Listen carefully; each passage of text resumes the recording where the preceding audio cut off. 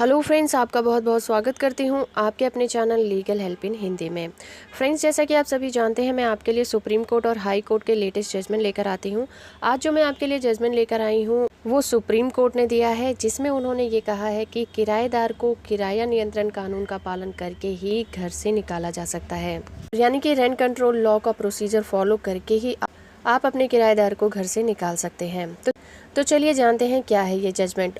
और अगर जजमेंट की कॉपी को डाउनलोड करना चाहते हैं तो लिंक आपको डिस्क्रिप्शन बॉक्स में मिल जाएगा, वहां से आप इस जजमेंट को डाउनलोड कर सकते हैं।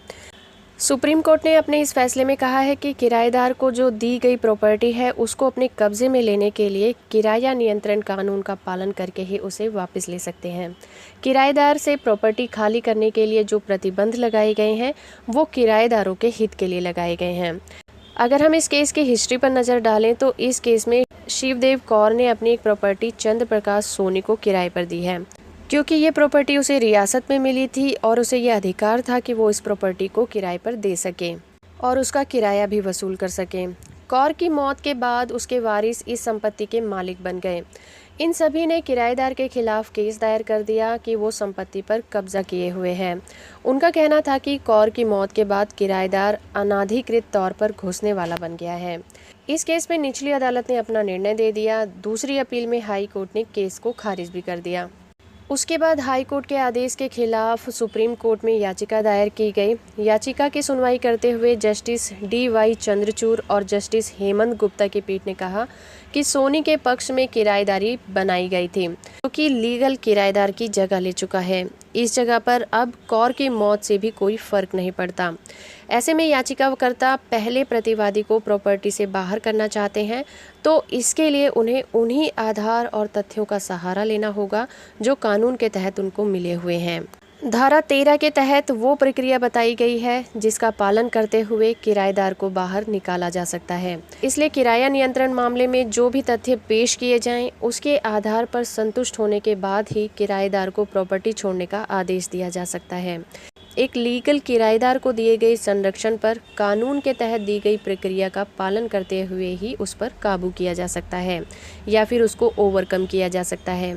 इसके बाद पीठ ने आगे कहा कि किराएदार से घर खाली करवाकर वापस लेने के लिए जो प्रतिबंध लगाए गए हैं वो किराएदार के लाभ के लिए लगाए गए हैं, जो कि वैधानिक नीति के संबंधित हैं। हाई कोर्ट के फैसले को भी सही ठहराते हुए पीठ ने कहा कि इस मामले में किराएदारी बनाने के काम से एक व्यक्ति को जिंदगी भर के हित का लाभ मिल गया था।